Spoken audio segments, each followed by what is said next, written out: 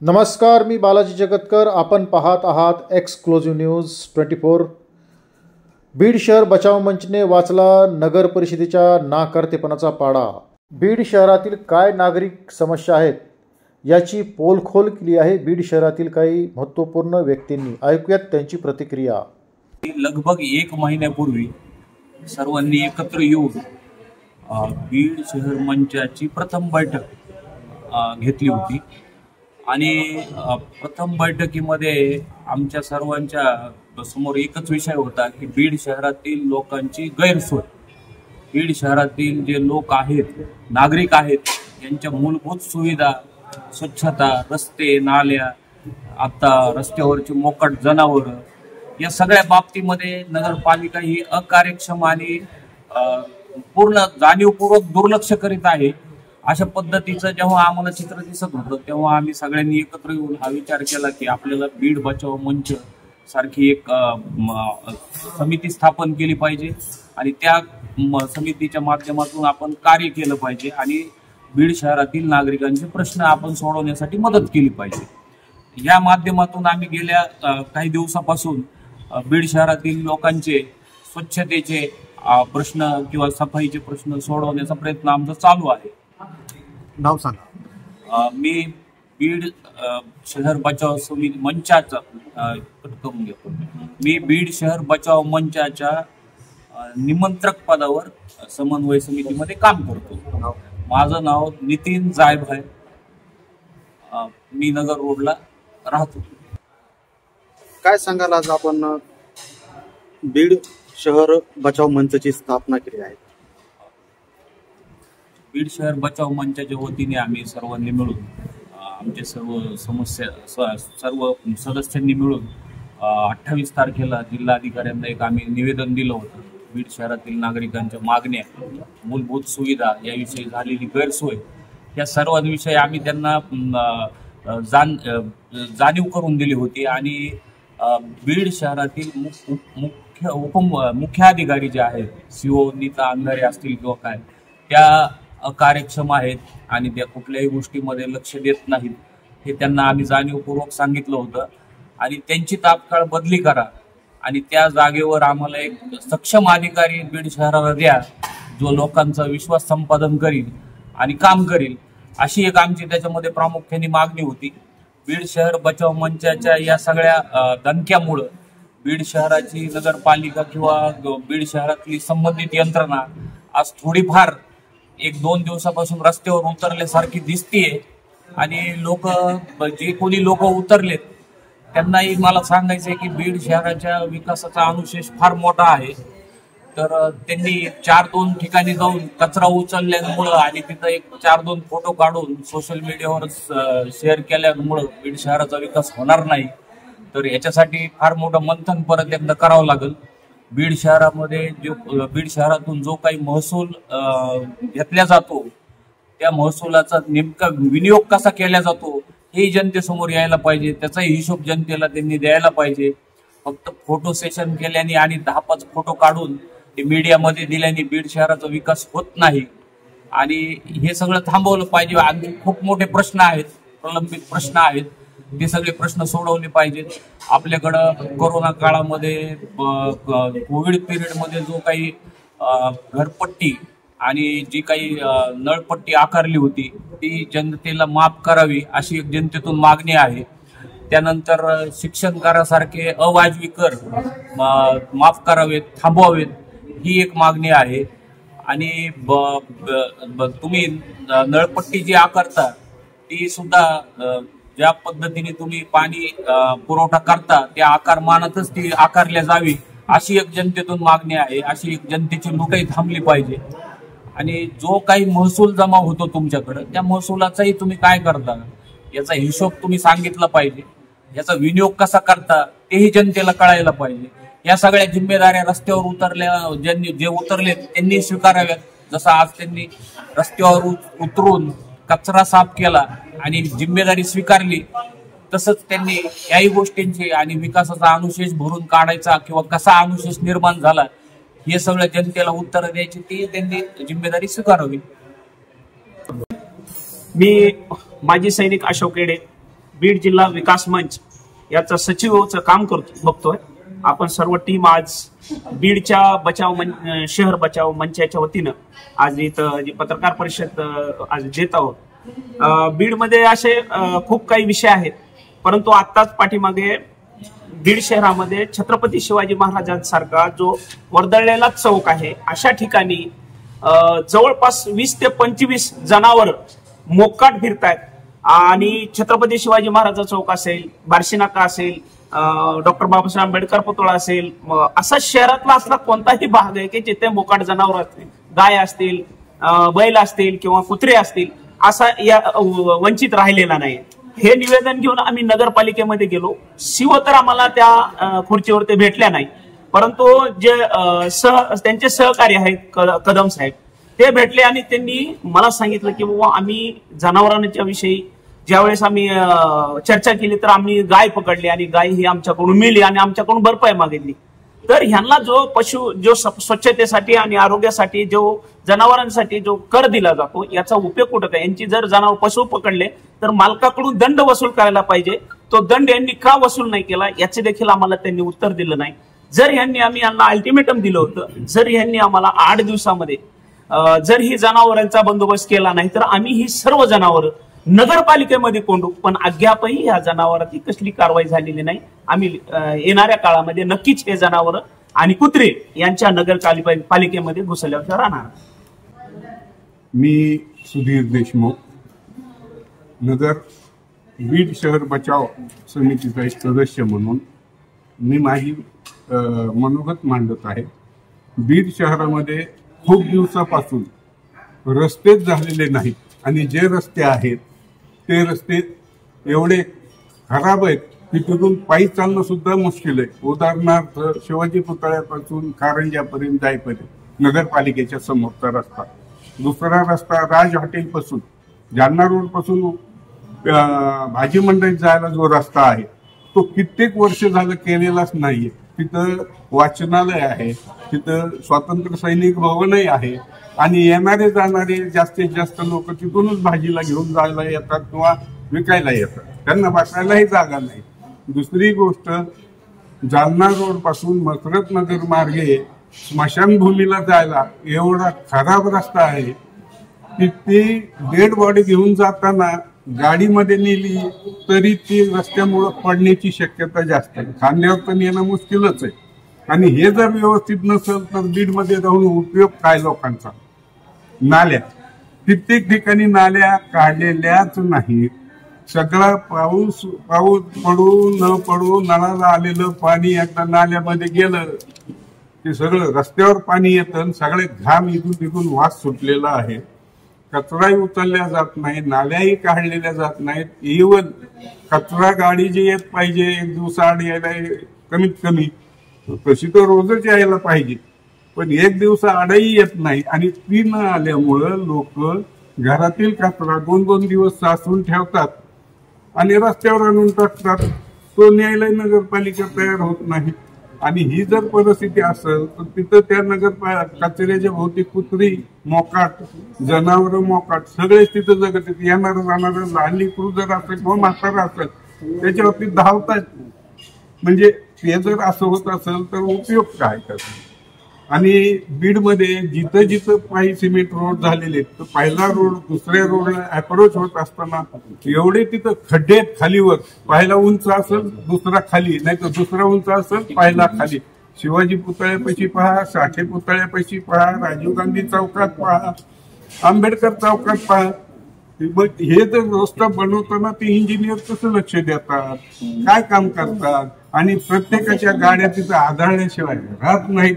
मग हे काय, याला कोण जबाबदार आहे? नगरपालिका जबाबदार आहे, बांधकाम करणारे जबाबदार आहेत का पब्लिक जबाबदार आहे? एवढं माझं म्हणणं आहे. नमस्कार, मी नितीन वाघमारे. मी बीड जिल्हा आणि सत्र न्यायालयामध्ये वकिलीची प्रॅक्टिस करतो. बीड शहर बचाव मोहिमेच्या अंतर्गत या शहरातील जागरूक नागरिकांनी ही जी मोहीम हाती घेतलेली आहे त्या माध्यमातून अनेक प्रश्नांना वाचा फोडण्याचं काम होत आहे. आणि काही अंशी याचा प्रभाव देखील दिसून येत आहे। बीड शहरातील सगळ्यात मोठी आणि प्रमुख समस्या म्हणजे बीड शहराच्या महत्त्वाच्या रस्त्यांवर झालेलं अतिक्रमण आणि पार्किंगची व्यवस्था। कारण बीड शहराच्या जी काही व्यावसायिक भाग आहे बीड शहरातले, मग तो सुभाष रोड असेल किंवा बशीरगंज चौक असेल, छत्रपती शिवाजी महाराज पुतळा ते राजुरी, बशीरगंज ते सुभाष रोड, अण्णाभाऊ साठे पुतळा ते डॉक्टर बाबासाहेब आंबेडकर, या सर्व मार्गावर इतकं अतिक्रमण झालेलं आहे। आणि दुसरी एक महत्त्वाची गोष्ट म्हणजे या व्यावसायिक रस्त्यांवर जे काही व्यवसाय आहेत आणि ज्यांचे व्यवसाय आहेत त्यांनी कुठलीही पार्किंगची जागा सोडलेली नाही। पर्यायानं आता आपण पाहिलं अण्णाभाऊ साठे यांचा पुतळा ते सुभाष रोड आणि सुभाष रोड ते डॉक्टर बाबासाहेब आंबेडकर यांचा पुतळा, या रोडवर जे काही दुकानं आहेत तर त्यांच्यासमोर पार्किंगची व्यवस्थाच नाही। आणि तळघरात जी पार्किंगची व्यवस्था कंपल्सरी पाहिजे ती कुठंच दिसून येत नाही। तळघरात सुद्धा दुकाने आहेत, त्यामुळे सगळी पार्किंग रोडवर येते आणि नंतर शहर पोलीस वाहतूक जे आहेत तर ते येऊन त्या पार्किंग म्हणजे चुकीची झाली म्हणून त्या वाहनांना दंड आकारतात। वास्तविक पाहता त्या वाहनधारकांची काही चूक नाहीये, त्यांच्यासाठी जर पार्किंगचं जर व्यवस्था असेल तर तिथं जर नाही लावलं तर त्यांना दंड आकारला पाहिजे। म्हणजे अशा प्रकारची आणि दुसरी महत्त्वाची गोष्ट म्हणजे अतिक्रमण, प्रत्येक रस्त्यावर अतिक्रमण। आणि नगरपालिकेतर्फे अतिक्रमण हटाव मोहीम जी आहे तो फक्त एक देखावा बनून राहिली आहे। कारण नगरपालिका वर्षातून एक वेळेस कधीतरी त्यांना दाखवण्यासाठी फक्त अतिक्रमण हटाव मोहीम हे करते आणि अतिक्रमण पुढं हटत चालतं, पाठीमागे ते पुन्हा पूर्ववत होत जातं। ही सगळ्यात प्रमुख समस्या आहे आणि त्याच्यामुळं काय होतंय की या पार्किंगमुळं, या अतिक्रमणामुळं वाहनधारकांना एक त्रास होतोय। सगळ्यात मोठी समस्या अशी आहे वाहनं धावताना एका जागेवर थांबतात, ते चालू असतात, त्यामुळे प्रदूषण सुद्धा खूप मोठं होत आहे। तर याच्यावर नगरपालिकेच्या माध्यमातून त्वरित इलाज होणं, उपाय होणं खूप आवश्यक आहे। आणि स्वच्छता जे निरीक्षक आहेत नगरपालिकेचे त्यांची ती ड्युटी आहे, परंतु कुठंही कुणीही स्वच्छता निरीक्षक दिसत नाही आणि कुणीही अशा गोष्टींना, नवीन बांधकाम होते असेल तर त्या ठिकाणी जाऊन पाहिलं जात नाही की पार्किंगची व्यवस्था आहे का नाही। कागदावर तो प्लॅन असतो परंतु प्रत्यक्षात तसं काही नसतं। तर आमची नगरपालिकेला या माध्यमातून विनंती आहे की आपण या गोष्टीमध्ये लक्ष घालावं आणि ज्यांनी कुणी अशी व्यवस्था नसेल की त्यांचे परवाने रद्द करून त्यांचा व्यवसाय बंद करावा। अस्सलाम वालेकुम रहमतुल्लाहि व बरकातहू। मैं सैयद फयाज सैयद इकबाल बीड़ शहर बचाव मंच का शहर अध्यक्ष होने के नाते आज नगर पालिका सीओ मैडम अंधारे इनसे दरखास्त करता हूं कि कर्मचारियों की जो तनख्वाह रुकी हुई है, महानगर पालिका के कर्मचारियों की 5-5, 6-6 महीने से जो तनख्वाहें रुकी हुई है, आज उनके त्योहार चालू है, जहां वहां गणपति महाराज विराजमान है, आज उनको खर्चे की जरूरत है। आज कुछ कर्मचारी ब्याज भट्टों से पैसे लाके अपने त्योहार मना रहे। ये हमारी आपसे अदबन गुजारिश है कि भाई उनकी तनख्वाह जल्द से जल्द दी जाए। हाँ, हमारे ये सुनने में आया है कि आप 2-4 दिन में उनकी तनख्वाह देने वाले हैं, कितनी देने वाले हैं हम ये नहीं जानते, लेकिन उनकी जो 5-5, 7-7 महीने की तनख्वाहें रुकी हुई है, आप जल्द से जल्द उनकी तनख्वाहें अदा करें। और पानी पुरवठा विभाग जिसके अंदर 60 से 70 कर्मचारी ऐसे हैं जिनकी तनख्वाहें 7-7, 8-8 महीने से, जिसमें वालमैन भी आ गए, पानी पे टाकी काम करने वाले कर्मचारी भी आ गए, इनकी भी तनख्वाहें रुकी हुई है। कॉन्ट्रैक्टर के 10-10 महीने के बिल थक बाकी होने के वजह से उनकी तनख्वाहें अदा नहीं की जा रही। तो हमारी आपसे गुजारिश है कि कॉन्ट्रैक्टर का भी बिल अदा करे ताकि तत्काल कर्मचारियों की तनख्वाह दी जाए, ये गुजारिश है। मी विठ्ठल सवासे रिटायर्ड शिक्षक आहे। तर बीड बचाव मंचचा सदस्य आहे आणि बीडमध्ये अनेक समस्या आहेत, त्यापैकी बऱ्याच जणांनी त्या समस्येचं विश्लेषण केले। आता समस्या अशा आहेत त्यामध्ये बीड शहरामध्ये जागोजाग सिग्नल असायला पाहिजे चौकात, तर कुठल्याच चौकात एकही सिग्नल नाही आणि त्यामुळे रहदारीला अडथळा होतो। त्यानंतर ॲक्सिडेंटचा धोका आहे, अनेक ॲक्सिडेंट झाले तरी सुद्धा नगरपालिकेला त्याची काही जाग आलेली नाही। तर नगरपालिकेने अजून दक्ष होऊन चौकात सिग्नल घ्यावेत। तसंच रस्ते झाले तर काही ठिकाणी झाले आणि काही ठिकाणी झाले तर ते चांगले झालेले नाहीत। रस्ते जर झाले तिथं पोल हटवलेले नाहीत, ते रस्त्यावरचे पोल बाजूला हटवायला पाहिजेत। तसे डिप्या सुद्धा जागोजाग मध्यंतरीच होता, तर त्या डिप्या सुद्धा बाजूला हलवायला पाहिजे रोडच्या। आणि एकंदर लोकांना सोयीसुविधा करून द्यायचं काम नगरपालिकेचं आहे, तर एकदम दुर्लक्ष होते नगरपालिकेचं, ते दुर्लक्ष व्हायला नाही पाहिजे असं माझं मत आहे। मैं सैयद सादिक बीड़ शहर बचाओ मंच का सह सचिव, और ये बीड़ बचाओ मंच कोई राजकारण से लेना देना नहीं है। ये बीड़ शहर कैसा बचाना है, बीड़ शहर को कैसा बचाना है। बीड़ शहर का कोई वली नहीं है बचाने वाला। बीड़ शहर को बचाने वाला सिर्फ कोई आता है मुरुम डालता, कोई आता है मट्टी डालता, कोई आता है खुद के जाता है। तो इसमें जो बीड़ शहर के अंदर जो पब्लिक को परेशानी हो रही है, तो इसको देखने के लिए कोई नहीं है। तो इसलिए हमने बीड़ शहर बचाओ का मंच इसलिए तैयार किया गया है कि बीड़ शहर वासियों को हर तकलीफ से दूर करने की जितनी हमारे से होती है हम उतनी कोशिश कर रहे हैं। और जो बीड़ शहर में लोग जो सोए वाले हैं, जो अमके तमके के पीछे भाग रहे हैं, उनको जागने का काम कर रहे हैं। क्योंकि शहर के अंदर बहुत सी बड़ी समस्या है। एक तो रोड नहीं है, रोड अगर कोई नेता आता है तो रोड के ऊपर मुरुम डालते हैं, खड़ी डालते हैं और उसके सामने वाह वाह करते हैं। ये बीड़ वालों के लिए बहुत बुरी खबर है। और जो छत्रपति अपने संभाजी महाराज क्रीड़ांगन जो है, जो शाम में फिरने के लिए लोग आते हैं, लेकिन वहां लाइट नगर पालिका लगाती नहीं है। ये लाइट क्यों नहीं लगाती है ये हमको कुछ मालूम नहीं है। और रहा नगर पालिका का, बीड़ शहर के अंदर जो नगर पालिका है, मैं तो बोलता हूं नगर पालिका जगह ग्राम पंचायत, पंचायत समिति जो है तो वो शहर के अंदर लगाओ और नगर पालिका बंद करो। जो नगर पालिका का काम होता है वो नगर पालिका कुछ काम नहीं करती है। और सिर्फ जो गुत्तेदार है नगर पालिका के अंदर, उसका पोषने का काम सिर्फ नगर पालिका करती है। इतना कितने बोलने के बाद भी नगर पालिका के पास गए तो पैसा नहीं है। ठीक है, तुम्हारे पास नगर पालिका के पास पैसा नहीं है तो आप क्या करो, नगर पालिका बंद करो और ग्राम पंचायत में कुछ बीड़ शहर चालू करो। क्योंकि बहुत सी तकलीफ बीड़ शहर वाले को हो रही है। और आने वाले इसमें अगर बीड़ शहर में अगर सुधारना अगर नहीं हुई तो हम बीड़ शहर बचाओ मंच की तरफ से आम जनता, अब बीड़ शहर बचाओ मंच एक ऐसा मंच है, इससे कोई राजनीति से लेना देना नहीं। बीड़ शहर बचाओ बोले तो हर आदमी की जिम्मेदारी है। और ये इसके वजह से हम बीड़ शहर को जागरूक करने के लिए मंच के जरिए हम बीड़ शहर वासियों को आह्वान करते हैं कि बीड़ शहर बचाओ मंच में आइए और बीड़ का विकास करने में आपका हाथ लगाइए। मैं सैयद सादिक इतना ही कहता हूँ और बीड़ वासियों को सलाम करके। मी डीजी तांदळे, सेवानिवृत्त प्राचार्य आहे। मराठवाडा शिक्षक संघ आणि राज्य सरकारी कर्मचारी समन्वय समितीच्या माध्यमातून सेवेमध्ये आहे।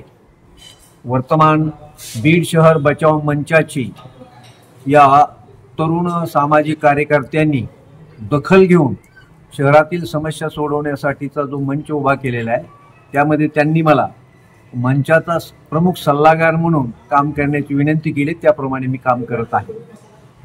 आता सर्वांनी या ठिकाणी बाईटमधून जे प्रश्न मांडलेले आहेत त्याला आणखी ॲडिशनल काही प्रश्न आहेत ते मी मुद्दाम या ठिकाणी नमूद करतो।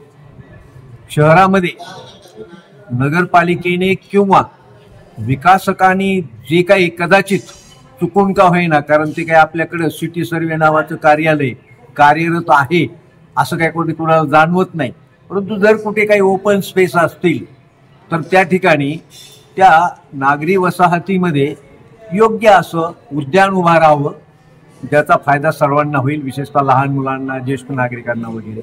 तो एक भाग आहे।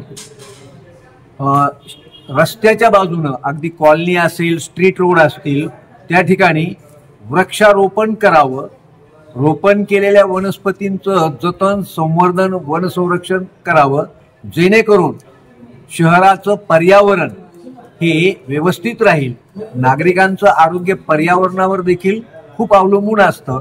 याची फारशी गांभीर्याने कोणी दखल घेत नाही, ती देखील नगरपालिकेने घ्यावी। नाहीतरी वृक्षकर नगरपालिका घेते, त्याचं ते काय करते हा एक म्हणजे संशोधनाचा विषय आहे। शिक्षण कर आपल्या घरपट्टीमध्ये घेतला जातो, नेमका ह्या शिक्षण करातून ते कोणाला आणि काय शिक्षण देतात हाही प्रश्नच आहे।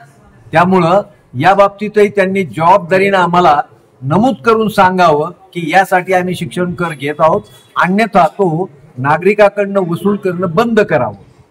शिवाय महत्वाची बाब, आता आमच्या सहकार्यांनी सांगितलं की सर्व कर्मचाऱ्यांचं, कंत्राटकारांचं वगैरे पेमेंट वेळच्या वेळेला व्हायला हवं। माझी यापुढे अधिकची मागणी अशी आहे की सफाई कामगार असतील, वर्ग 4चे कामगार असतील, जिथं जिथं गरज आहे पाणी पुरवठा करणारे कर्मचारी असतील, यांची या शहराच्या निकडीप्रमाणे नव्याने भरती व्हावी। पुरेसा सफाई कामगार वर्ग वगैरे किंवा पाणी पुरवठा करणारा वर्ग हा पुरेसा असायला हवा, ही या शहराची अतिशय जेन्युइन अशी गरज आहे. हे एक मी मुद्दा या निमित्ताने नमूद करतो. आणि अतिशय महत्वाचा शेवटचा मुद्दा सांगतो, आरोग्याच्या बाबतीमध्ये आपण अजिबात गंभीर नाहीये. म्हणून शहरामध्ये वेळोवेळी, केवळ कधीतरी नव्हे, वेळोवेळी जी काही आवश्यक अशी फवारणी व्हायला हवी ती करायला हवी. ती नाल्यामधनं असेल, रिकाम्या प्लॉटमधनं असेल, ती एक करायला हवी. मी मुद्दा म्हणून आमच्या पिंगळे नगरचं उदाहरण देऊन सांगतो की पिंगळे नगरमध्ये आशा टॉकीजच्या दक्षिण बाजूला जो कंपाऊंड वॉल आहे त्यांचा, त्याच्या बाजूला मोठी नाली आहे. तिथं नाली नसून ते एक जंगल झालेले आहे तिथं. हे एक मी उदाहरण सांगितलं. असं जागोजागी आहे. म्हणजे नालीवर भरपूर झाडं झुडपं वाढलेली आहेत. तर या नाल्यांची सफाई करताना हे झाडं झुडपं देखील काढायला हवेत, त्याची योग्य रीतीनं विल्हेवाट लावायला हवी. आणि शेवटचा एक मुद्दा नमूद करतो, थोडा आपला वेळ घेतो.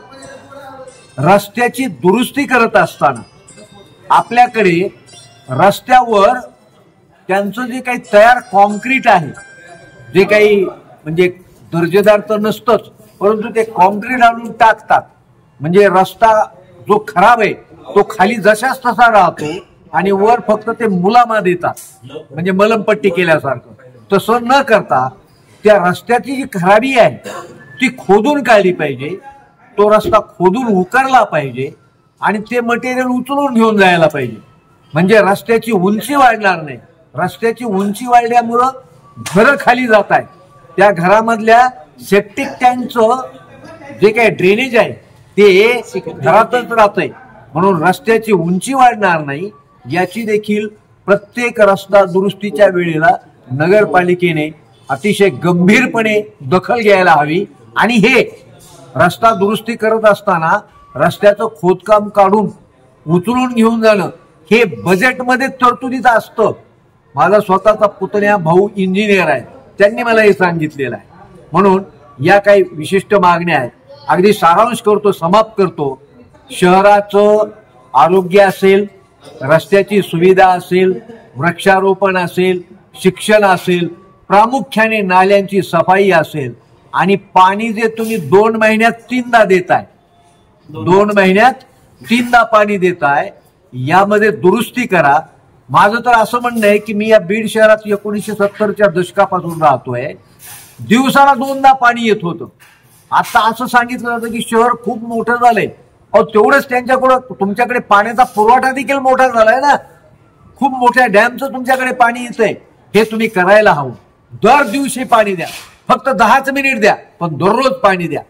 मला स्वतःला पाणी आल्याचं कशामुळे माहित होतं, नाल्या दुधडी भरून वाहतात. एवढं पाण्याचं वेस्टेज होतंय जे की अतिशय मौल्यवान होतंय. लातूर शहरामध्ये काय झालं, जगात जोहान्सबर्ग मध्ये काय झालंय, म्हणजे शहरामधनं पाणी लुप्त झालेलं आहे. केवळ वनस्पती आणि प्राणीच लुप्त होत नाहीत, तर तुमच्या भूगर्भातलं पाणी सुद्धा नष्ट होतंय. याची अगदी नगरपालिकेनेच नव्हे तर नागरिकांनी देखील अतिशय गंभीरपणे दखल घ्यायला हवी. म्हणजे पाण्याचं जल व्यवस्थापन देखील आपण करायला हवं. Thank you very much. सर्वप्रथमतः बीड शहर बचाव मंचाची मी प्रमुख वक्ता आहे आणि ह्या मंचाची सुरुवात आम्ही काही जणांनी मिळून केलेली आहे. आणि त्याचा उद्देश आहे की बीड शहरामधले जे अडचणी आहेत आणि बीड शहरामधले जे नागरिकांना त्रास आहे, महिलांना आहे, मुलींना आहे, तो त्रास कमी होण्यासाठी ह्या बचाव मंचाची स्थापना झालेली आहे. आणि ह्यापूर्वीच आत्ताच माझ्या बांधवांनी सर्वांनी ह्या पम्पलेटमध्ये ज्या अडचणी दिलेल्या आहेत त्या सांगितलेल्या आहेत. आणि महत्वाचा एक मुद्दा आहे की आतापर्यंत मी ह्यापूर्वी एक सकाळला बाईट दिली होती बघा. त्यावेळेस त्यांनी मला विचारलं होतं की तुम्ही महिला म्हणून तुम्हाला बीड शहरामध्ये अति आवश्यक गोष्ट काय आहे. तर माझ्यासाठी मी एक महिला असल्यामुळं ज्यावेळेस मी मार्केटला येते आणि ते सांगायला मला लाज पण वाटते, पण मला जर वॉशरूमला जायचं असेल तर अक्षरशः मला माझ्या घरी परत जावं लागतं, फक्त वॉशरूमसाठी बरं का, कामं सोडून. अशी आपल्या बीड हा एक जिल्ह्याचं ठिकाण आहे. आणि आपल्या जिल्ह्याचं ठिकाण असल्यामुळं इतर भागातनं पण भरपूर महिला आपल्या बीड जिल्ह्यामध्ये कामानिमित्त म्हणा, दवाखान्यानिमित्त म्हणा, मार्केट असल्यामुळे मार्केट निमित्त म्हणा, सर्व कामासाठी जिल्ह्यामध्ये महिला जास्तीत प्रमाणात येतात. विशेष करता सुभाष रोड हा मेन भाग आहे. तिथं कुठंही एक पण महिला वॉशरूम नाहीये। तर महिलांना जर समजा बाबा वॉशरूमला जायचं, खेडेगावातनं जर महिला आलेली असेल आपल्या बीड जिल्ह्यामध्ये काही खरेदीसाठी आणि तिला जर वॉशरूमला जायचं असेल तर तिनं काय परत गाडी धरून गावाकडे जावं? तिनं वॉशरूमला जायचं कुठं, हा सगळ्यात महत्वाचा मुद्दा आहे। आणि महिला म्हणून मला त्यांचं ते दुखणं समजू शकतं की बाबा महिलांना अशा जर काही गोष्टीला अडचणीला सामोरे जावं लागत असेल तर ह्यापूर्वी आम्ही ह्या मुद्द्याला मी महिला म्हणून हात घातलेलाच होता, पण आता सध्या मी बीड शहर बचाव मंचाची एक प्रमुख वक्ता आहे आणि मला एक त्या माध्यमातून एक संधी आलेली आहे की ह्या प्रश्नाला मी वाचा फोडावी आणि ह्या प्रश्नाला मी आता सध्या वाचा फोडणारच आहे। आणि ह्या प्रश्नासाठी अनेक प्रश्न बीडमध्ये आहेत, पण हा प्रश्न खरोखर गंभीर आहे आणि ह्याच्यासाठी मला ह्यापूर्वी बऱ्याचशा महिलांनी मला निवेदनं दिलेली आहेत, माझ्याकडे त्याचे पुरावे आहेत।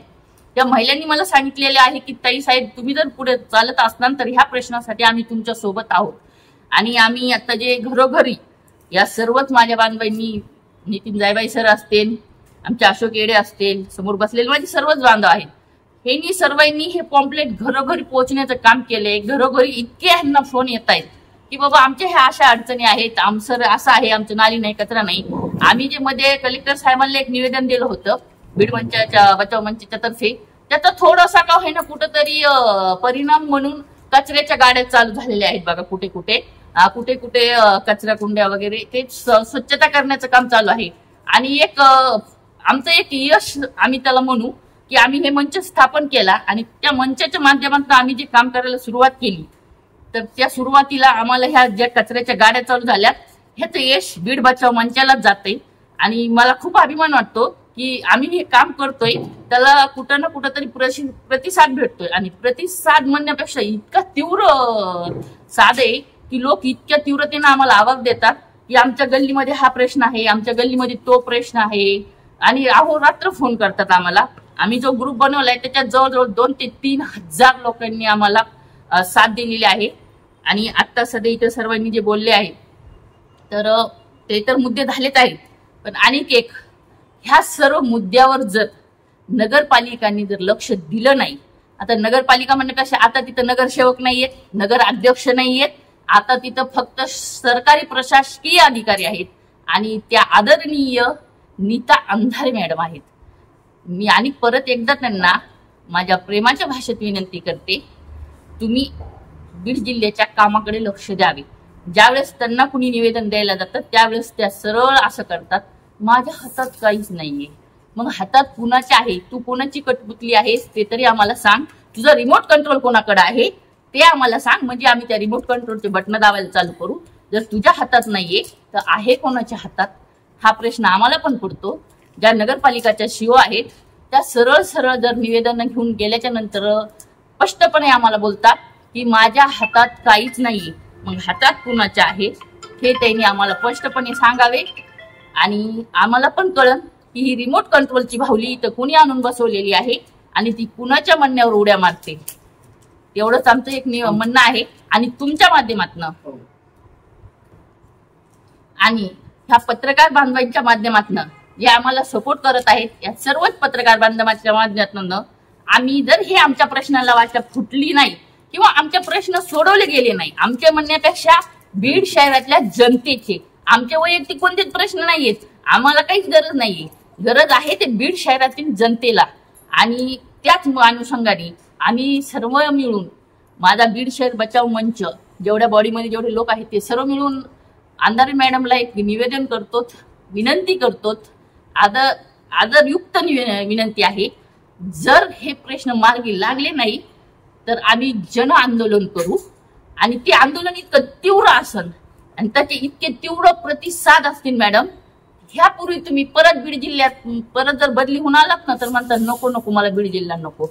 त्यामुळं विचार करूनच आमच्या कामाला हात लावायचा आणि जायचंच असेल तर कामं करून जा, लुबाडून जाऊ नका बीडला। जय हिंद, जय महाराष्ट्र।